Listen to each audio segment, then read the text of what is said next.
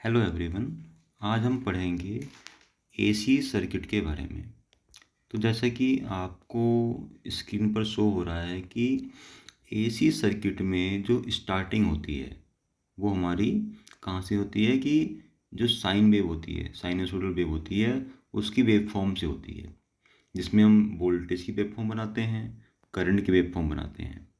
तो उसमें जो कुछ टर्म्स होती हैं जैसे फ्रीक्वेंसी, साइकिल, टाइम पीरियड आपका, जिसको पीरियोडिक टाइम भी हम बोलते हैं, एंगुलर वेलोसिटी होती है, एवरेज वैल्यू होती है, आरएमएस वैल्यू होती है, मैक्सिमम वैल्यू होती है, इम्पीडेंस क्या है उसका, रेजिस्टेंस क्या होता है, फिर फॉर्म फैक्टर क्या होता है, पीक फैक्टर क्या होता है। ये बहुत छोटी छोटी टर्म्स होती हैं जो हमें उसमें स्टडी करनी पड़ती हैं, जो हमारा एसी सर्किट होता है। उसके बाद आपका क्या आता है, पावर फैक्टर आता है। पावर फैक्टर क्या होता है, फिर पावर ट्रायंगल क्या होता है, डिफरेंट टाइप्स की पावर क्या होती हैं, apparent power, active power, reactive power. ये सबसे स्टार्टिंग की चीज़ें हैं। जब भी हम एसी सर्किट के बारे में पढ़ेंगे तो हमें साइन वेव पढ़नी है, उसमें कुछ जो छोटी छोटी टर्म्स आपकी होती हैं स्मॉल स्मॉल टाइप की, उनको स्टडी करना पड़ता है। देन आपके अलग अलग टाइप के सर्किट होते हैं, जिसमें हम बेसिकली बात करते हैं तीन एलिमेंट जो हमारे आते हैं, RLC, register, inductor and capacitor.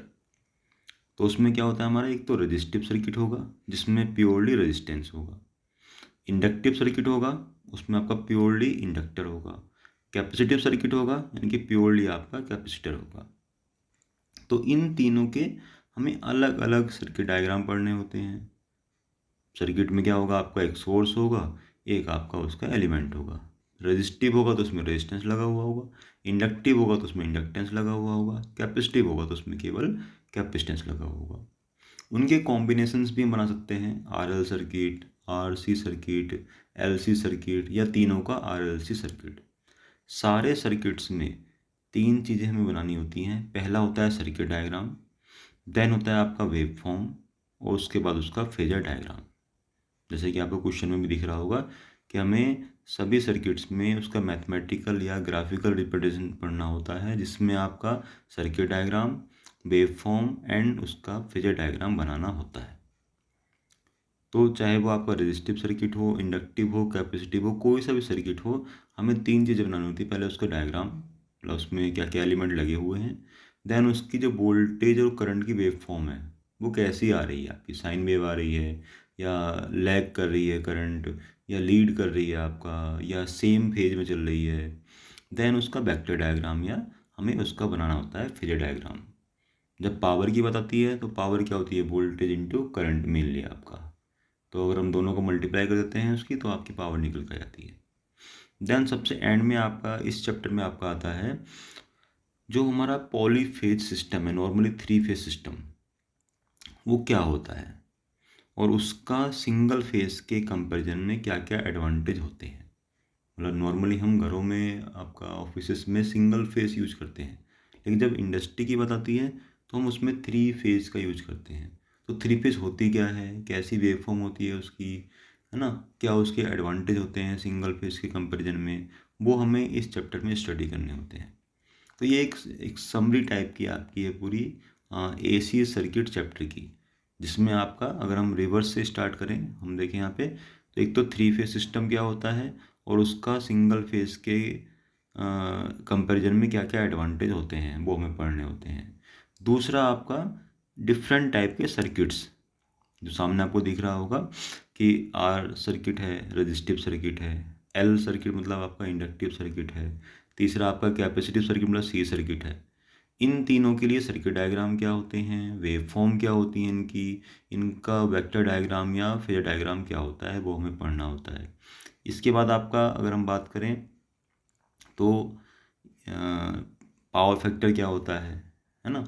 Power factor के बाद डिफरेंट टाइप की पावर्स क्या होती हैं, उनका हम पावर ट्रायंगल कैसे बनाते हैं, एपरेंट पावर का, एक्टिव पावर का, या रिएक्टिव पावर का, वो आपका आता है। और सबसे जो स्टार्टिंग में हमने देखा था अभी थोड़ी देर पहले कि एसी सर्किट में जो हम वेवफॉर्म बना रहे हैं, चाहे वो करंट की बना रहे हों चाहे वोल्टेज की बना रहे हों, उसमें जो बिल्कुल स्मॉल स्मॉल टर्म्स यूज हो रही हैं, फ्रिक्वेंसी क्या होती है, साइकिल क्या होती है, टाइम पीरियड क्या हो रहा है आपका, एंगुलर वेलोसिटी क्या होती है, एवरेज वैल्यू क्या होती है, आरएमएस वैल्यू क्या होती है, मैक्सिमम वैल्यू क्या होती है, रेजिस्टेंस क्या होता है, इम्पिडेंस क्या होता है, फॉर्म फैक्टर क्या होता है, पीक फैक्टर क्या होता है।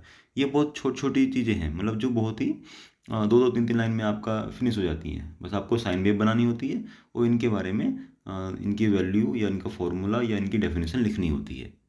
ठीक है, तो ये आप पता एक overview of AC circuit chapter जो आपका एफ ट्रिपल ई में होता है।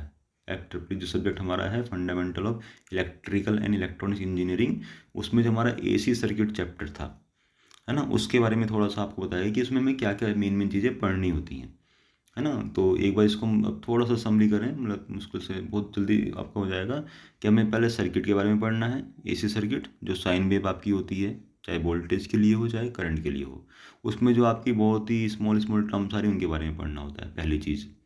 दूसरा हो गया पावर फैक्टर और पावर ट्रायंगल। पावर फैक्टर क्या होता है और डिफरेंट टाइप की पावर्स को हम एक ट्रायंगल के रूप में कैसे हम बना सकते हैं या बनाते हैं, ये हम पढ़ चुके हैं। अगर फिर भी आपको डाउट लग रहा है तो आप कमेंट में लिख सकते हैं और हम इसको फिर से स्टडी किसी और लेक्चर में हम इसको कर सकते हैं, कर लेंगे। तीसरी चीज़ आपकी आती है डिफरेंट टाइप के सर्किट्स। जो आपके सर्किट्स होते हैं वो कौन कौन से होते हैं, रजिस्टिव सर्किट आपका क्या होता है, इंडक्टिव क्या होता है, कैपेसिटिव क्या होता है, या इनके कॉम्बिनेशंस क्या क्या होते हैं। उसमें हमें उनका सर्किट डायग्राम बनाना होता है, वेव फॉर्म बनानी होती है और उनका फेजर डायग्राम बनाना होता है। और सबसे एंड में आपका आता है जो थ्री फेज सप्लाई आपकी होती है उसकी वेव फॉर्म क्या होती है, या उसका वेक्टर डायग्राम क्या होता है, जिसको हम स्टार डायग्राम बोलते हैं, और उसके सिंगल फेज के कंपैरिजन में क्या क्या एडवांटेज होते हैं। ये इसमें मेन मेन चीज़ें हमारा एसी सर्किट में आता है। बाकी कुछ रूल्स आपके हैं जो हमेशा हमारे इलेक्ट्रिकल में काम आते हैं, जैसे फैराडे का नियम क्या है, ओम का नियम क्या है, लेंज का नियम क्या है आपका। ये कुछ बेसिक रूल्स आपके हैं। केवीएल केसीएल क्या होते हैं आपके, किरचॉफ्स के वोल्टेज लॉ, किरचॉफ्स के करंट लॉ। तो ये आपका मेन मेन पार्ट है जो हमें एग्जाम के पॉइंट ऑफ व्यू से भी यूजफुल है हमारे। और आगे हम अगर बेसिक चीज़ें स्टडी करनी है इलेक्ट्रिकल की, तो उसमें आपका ये चीज़ें हमें बहुत अच्छा रोल प्ले करती हैं। ठीक है, तो आप इनको सबको पढ़िए अच्छे से। कोई डाउट आपको लगता है तो आप उसको कमेंट में लिख के भी सकते हैं, फिर हम किसी और लेक्चर में कंप्लीट कर लेंगे। Okay, thank you.